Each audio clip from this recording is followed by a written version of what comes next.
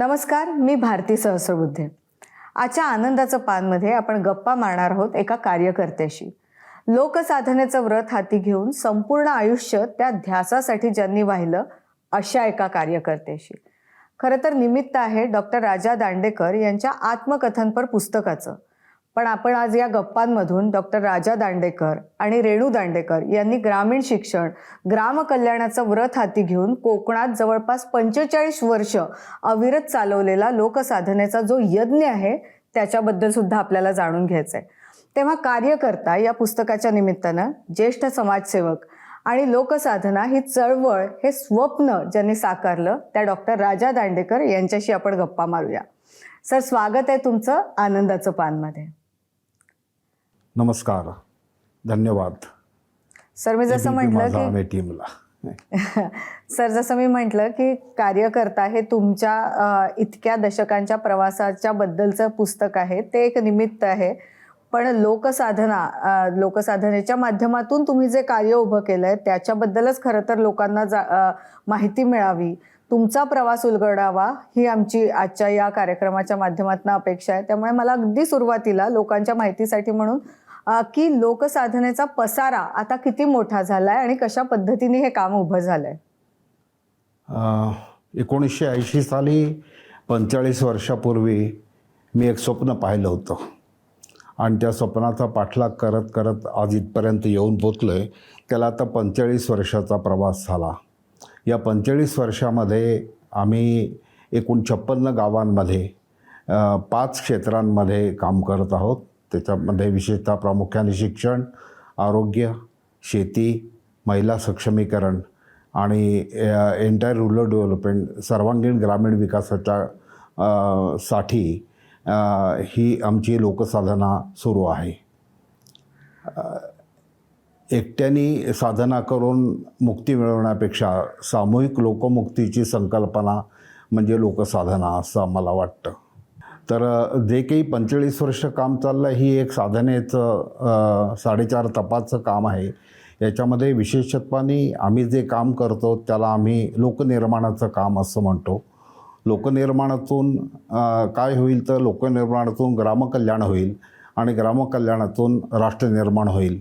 आणि त्यासाठी गेले 4.5 दशकांचा आमचा आणि मी आणि माझे सगळे सहकारी मित्र, कार्यकर्ते यांचा सगळ्यांचा प्रवास चालू आहे. सगळ्यांची साधना चालू आहे. मी म्हणतो एक प्रकाराने ही एक उपासनाच आहे आणि परमेश्वराचं अधिष्ठान पाठीशी असलं तर कार्यसिद्धीला जातं. यासाठी आम्हाला असं वाटतं की आम्ही जे काही काम करतो आहे समाजासाठी हे ईश्वरीय कार्य आहे आणि त्यामुळे आमच्या कामाला यश वेळोवेळी मिळत गेलं. जेव्हा काम सुरू केलं तेव्हा हातात केवळ शून्य होतं, काहीही नव्हतं आणि ती शून्यापासून सुरू झाली. हे पुस्तक वाचताना या लोकसाधनेचा प्रवास सगळा समाजासमोर यावा या उद्देशाने हे 70 वर्षानंतर, वयाची 70 वर्ष पूर्ण झाल्यानंतर मी हे आत्मकथन केलेलं आहे. खरं तर एवढं मोठं काम आज लोकसाधनेच्या माध्यमातून झालेलं आहे. तुम्ही 82 साली या सगळ्या कामाला सुरुवात केली. अगदी छोट्या प्रमाणात हे काम होतं. याला साथ आवश्यक होती. तुम्हाला खूप लोकांची साथ मिळाली आणि घरातनंच तुमच्या पत्नीचीही साथ मिळाली. तर तो काळ कसा होता? म्हणजे अगदी लहान प्रमाणात काम सुरू करून आता हे मोठं झालं, तर तेव्हाचा जो काळ होता जमवाजमवीचा, लोकांपर्यंत पोचण्याचा, हे आपल्याला नक्की कुठल्या पद्धतीचं काम करायचं हे ठरवण्याचा हा जो काळ होता तो कसा होता? विशेषत्वाने मला सांगावंसं वाटतं की मला साथ मिळाली ती माझ्या पत्नीची. विवाह ठरल्यानंतर आम्ही 1.5 वर्ष आधी मी तिला एक रोडमॅप तिच्या समोर ठेवला होता की आपल्याला नेमकं काय काम करायचं आहे आणि पुढच्या 25 वर्षामध्ये आपण काय काम करायची आपली कल्पना, इच्छा आहे आणि त्या दृष्टीने हा एक रोडमॅप तुझ्यासमोर ठेवतो आणि या दिशेने आपल्याला मार्गस्थ व्हायचं आहे, समाजासाठी काम करायचं आहे. पण आपल्याजवळ तर काही नाही आहे आणि म्हणून मग पहिल्यांदा झाडाखाली, मग तळ्याच्या काठावरती आणि मग एका झोपडीमध्ये, गोठ्यामध्ये आम्ही शाळा सुरू केली. तर गोठ्याचे 2 भाग पडले होते. अर्ध्या भागामध्ये 12 गायी वडिलांनी आणून ठेवल्या होत्या आणि अर्ध्या भागामध्ये घर, राहायचं, शाळा आणि दवाखाना अशा 3 गोष्टी या गोठ्यामध्ये सुरू केल्या आणि तिथून कामाची सुरुवात झाली. गावात त्यावेळेला रस्ते नव्हते, वीज नव्हती, कोणत्याही भौतिक साधनसुविधा नव्हत्या. साधं स्वच्छतागृह नव्हती, पाण्याची व्यवस्था नव्हती. सगळं तळ्यावरून पाणी डोक्यावरून आणायला लागायचं रोजच्या कामांसाठी सुद्धा. अशा पद्धतीने कोणतीही भौतिक साधनसुविधा नसताना कॉलेजची, महाविद्यालयीन प्राध्यापकाची नोकरी सोडून तिने माझ्याबरोबर आली BEd करून, PhD सोडून आणि तिथून आमची कामाची सुरुवात झाली. खरं तर तिचंही हे धाडस होतं आणि घरच्या लोकांच्या बाबतीत सांगायचं झालं तर त्यांना असं वाटतं की हे कसले भिकेचे डोहाळे लागले त्या तरुण मुलांना, की जे काहीतरी आपल्या डिग्र्या बाजूला ठेवून आणि खेड्यात जाऊन काही तिथे नसताना हे काम करू इच्छितात, कोणत्याही सुविधा नसताना. तर कसं यांचं होणार अशी त्यांना पहिल्यांदा सगळ्यांना शंका होती. कुटुंबामधून काही प्रमाणामध्ये सुरुवातीला विरोधही होता की नाही तर या गोष्टी काय करताय तुम्ही. पण आमचा निश्चय चांगला होता, निश्चय ठाम होता आणि दिशा निश्चित ठरलेली होती. आम्ही मात्र कठोरपणे आम्ही पाहिलेल्या स्वप्नाचा आम्ही पाठलाग करत होतो आणि ते साध्य करण्यासाठी जे पडेल ते करत होतो. दांडेकर सर, खरं तर तुम्ही आत्ता म्हणजे सुरुवात कशी झाली अगदी सुरुवातीचा काळही सांगितला, पण ह्या 45 वर्षाच्या काळात वेगवेगळ्या गोष्टी, मग तुम्ही मुलींसाठी वसतिगृह बांधले, मुलांसाठी राहण्याची सोय केली, त्यांना शिक्षणाची सोय करून दिली. तर ह्या सगळ्या काळामध्ये अडचणी नक्कीच आल्या असतील. तर त्या अडचणी कशा स्वरूपाच्या होत्या आणि किती कठीण होतं त्यावर मात करणं? मला खूप गंमत वाटते की कोकणामध्ये कधी चळवळ कुठचीही रुजली नाही किंवा एकत्र येऊन काम करण्याची लोकांची मानसिकता नाही आणि सहकाराची भूमिका नाही आणि म्हणून सहकाराची चळवळ कोकणात कधी आजपर्यंत रुजली नव्हती. दुसरी गोष्ट अशी की बाहेरून आलेली माणसं त्यांचा चटकन स्वीकार होईल असं नाही. तिसरी गोष्ट अशी होती की मुलं शिकली, सवरली, मोठी झाली तर ती आपल्याला प्रश्न करतील असं गावातल्या समाज धोरणांना किंवा नेतृत्वाला गावाच्या वाटायचं आणि हे जर प्रश्न विचारायला लागले, मोठे झाले तर आपल्याला उत्तर देता येणार नाहीत आणि मग आपल्या अस्तित्वाला धोका पोचेल आणि म्हणून यांनी इथे येऊ नये, शाळा काढू नये, मुलांना शिकवू नये, शहाणं करू नये आणि यही जर मुलं शिकली, सवरली, शहाणी झाली तर आपल्याला मतं कोण देईल, मग आपण निवडून कसं येणार. आणि मग जे काही प्रश्न आहेत खऱ्या अर्थाने त्या प्रश्नांची उत्तर देणं ही आपल्याला अवघड होऊन बसेल आणि आपण तर त्या प्रश्नांसाठी सकारात्मक काहीच करत नाही. म्हणजे एक तर आपल्याकडे काही करायची क्षमता नाही आणि मग विरोध करणं हे आपल्या हातात राहतं फक्त. आणि त्यामुळे मग आम्हालाही सुरुवातीपासून गावातून खूप मोठा विरोध झाला. एवढं नव्हे तर त्यांचा काही दोष नाही त्याच्यामध्ये, साहजिकच आहे, कोणीही आपल्या अस्तित्वाचा विचार करणार.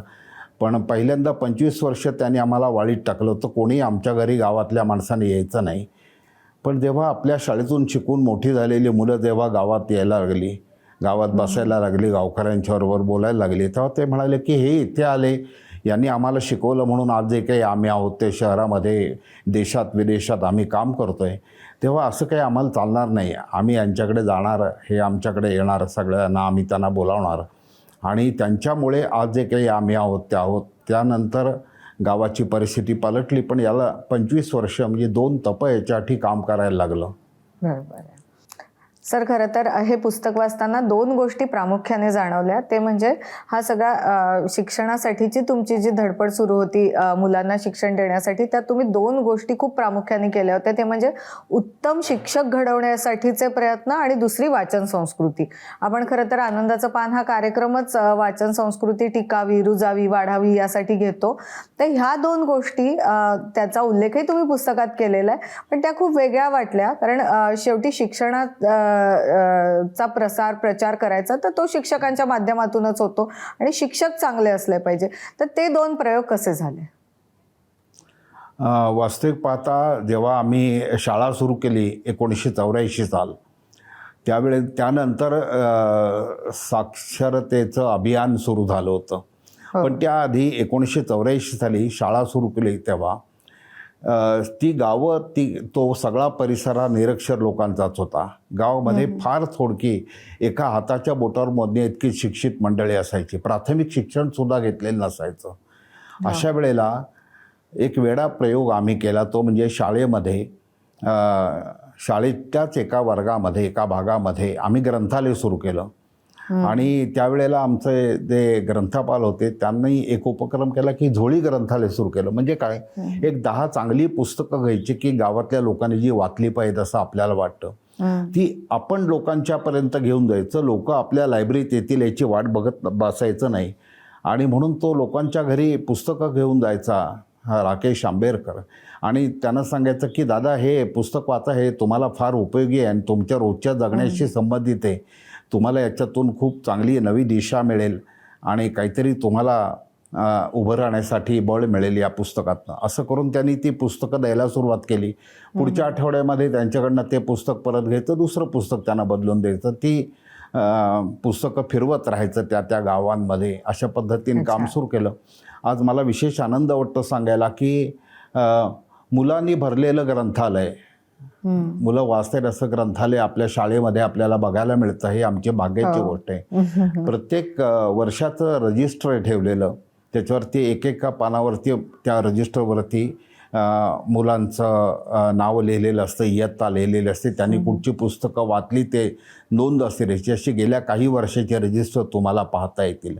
मला असं वाटतं की एका शैक्षणिक वर्षामध्ये 30 पासून 100पर्यंत ही पुस्तकं, 150पर्यंत पुस्तकं मुलं शैक्षणिक वर्षात वाचतात. त्यानंतर त्यांचे इंटरव्ह्यू घेतले जातात, त्यांना काही ग्रंथ स्वरूपातच पुरस्कार दिले जातात. आणि मुलांनी भरलेलं ग्रंथालय बघायचं भाग्य आम्हाला लाभतं. आणि वाचन संस्कृतीचा या पद्धतीने विकास, आणि एखाद्या शाळेमध्ये 20,000पेक्षा जास्त पुस्तकांचं कॉम्प्युटराईज ग्रंथालय असावं. शासन मान्यता आहे त्याला, शासनाचं अनुदान आहे, ग्रंथपाल, क्लार्क, पिऊन असा स्टाफ आहे या ग्रंथालयामध्ये. आणि कम्प्युटराईज ग्रंथालय चिखलगावच्या शाळेमध्ये आता आहे.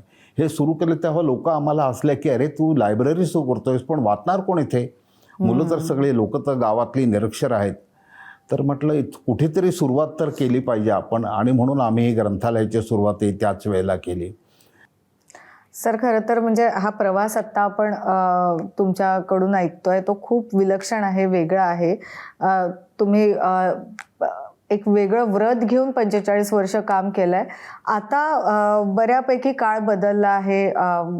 इंटरनेटमुळे तर खूपच फरक झालेला आहे, म्हणजे शिक्षणाच्या क्षेत्रात आपण खास करून म्हणू तर आता लोकसाधनेच्या माध्यमातून जे काम चाललंय त्याला काही वेगळी दिशा द्यावी किंवा वेगळा विचार तुमच्या मनात आहे का? अगदी शेवटचाच प्रश्न. 45 वर्षांत खरं तर 2020 साली एक संपूर्ण नवीन टीमच्या हातामध्ये हा सगळा संस्थेचा कारभार, संस्थेचं व्यवस्थापन हे सोपवलं आणि ती उत्तम प्रकाराने आता काम करतायत. आणि 20-25 मार्चपासून मी ऑन पेपरसुद्धा निवृत्त झालो संस्थेतून. आणि याच्यापुढे आमचेच काही माझे विद्यार्थी आता शिक्षक आहेत, ट्रस्टी आहेत, गावचे सरपंच आहेत. हे सगळे त्या समाजातले, परिसरातले, बहुजन समाजातलीच मुलं आहेत. ती सगळी त्याशिवाय 1929 साली माझा मुलगा आणि कॉर्पोरेटमध्ये लीगल एक्झिक्युटिव्ह म्हणून होता. ती नोकरी सोडून तो गावाकडे परत आला. माझी सून दिल्लीला मेरांबिका स्कूल नावाच्या अरविंद आश्रमाच्या शाळेमध्ये काउन्सिलर होती. तिने पुन्हा येऊन BA मराठी केलं आणि ती पण शाळेमध्ये B.Ed करून शिक्षिका म्हणून शाळेमध्ये काम करते. आम्ही जसं दोघं काम करत होतो तशी माझा मुलगा आणि सूनही शाळेमध्ये, संस्थेमध्ये आज काम करतायत. आणि त्याबरोबर त्यांनी एक जी टीम गोळा केलेली आहे ती खूप चांगले तरुणांची टीम आहे, तरुण कार्यकर्त्यांची टीम आहे. त्यामुळे त्याला भविष्य चांगले असं मी म्हणेन की लंबे रेस के घोडे आहे. त्यामुळे ते अधिक काळपर्यंत चांगल्या पद्धतीने काम करू शकतील. जी काही तत्त्व संस्थेने ठरवली होती, संस्थेच्या घटनेमध्ये नमूद केलेली आहेत, त्यानुसार जर ते चालले, त्यांनी वाटचाल केली तर निश्चितच खूप काही वेगळं आणि चांगलं पथदर्शी काम देशामध्ये उभं राहील असं मला खात्री वाटते. सर, खरं तर खूप महत्त्वाचं काम तुमच्या हातून घडलेलं आहे. लोकसाधना नावाची मी एक चळवळ म्हणेन जी तुम्ही उभी केली. इतके वर्ष या चळवळीच्या माध्यमातून खूप महत्त्वाचं काम तुमच्या हातून झालेलं आहे. ते लोकांपर्यंत पोहोचवण्याचं काम हे पुस्तक करतंय. त्यामुळे हे पुस्तकही अत्यंत महत्त्वाचं असं पुस्तक आहे आणि आजच्या आपल्या गप्पासुद्धा लोकांपर्यंत हे काम पोहोचवण्याच्या दृष्टीने खूप महत्त्वाच्या होत्या. त्यामुळे आज तुम्ही आम्हाला वेळ दिलात आणि इतक्या सविस्तरपणे ह्या सगळ्या कामाबद्दल सांगितलं, त्यासाठी खूप आभार. आणि अर्थातच लोकसाधनेसाठी आणि तुमच्या इतर कामांसाठी सुद्धा शुभेच्छा. आणि आता वेळ झाली आहे आजची लक्षवेधी पुस्तकं कोणती ते जाणून घेण्याचं. आजचं पहिलं पुस्तक आहे शोध परिवर्तनाचा. मधु मोहिते यांच्या कार्याची, चळवळीतील दिवसांची माहिती देणारं अतिशय महत्त्वाचं असं पुस्तक जे ग्रंथालीनं प्रकाशित केलंय. आजचं दुसरं पुस्तक आहे मन रुतले क्षण. मुकुंद कुलकर्णी यांचं हे पुस्तक म्हणजे प्रवासातील अंतरंगी अनुभवांचं गाठोडं. खरं तर हे समकालीन प्रकाशनाचं पुस्तक आहे. चंद्रकांत बाबर या कवींची पुस्तकं आमच्याकडे आली आहेत. त्यांचं यास्मीन आणि इतर दीर्घ कविता हे पुस्तक विशेष उल्लेखनीय आहे. आजच्या दिवसातलं चौथं आणि शेवटचं पुस्तक म्हणजे एक अनुवाद आहे. फॅरेनहाइट 451 ही भविष्यकाळाच्या उंबरठ्यावर उभ्या असलेल्या भयावह जगाचं भाकीत करणारी अत्यंत विलक्षण अशी कादंबरी रे ब्रॅडबरी या लेखकाची आहे. वॉल्डन प्रकाशनानं ही कादंबरी मराठीत प्रकाशित केली आहे. तर आज महाराष्ट्रातल्या एका मोठ्या कार्ययज्ञाविषयी ज्या पुस्तकातनं माहिती मिळते अशा पुस्तकाशी आपली ओळख झाली. खरं तर अशा व्रतस्थ व्यक्तींविषयी माहिती मिळवण्याचं पुस्तकं हे एकमेव साधन आहे आणि म्हणूनच वाचन महत्त्वाचं आहे. आज वेळ झाली येथेच थांबायची, पण तुम्ही वाचत राहा. धन्यवाद.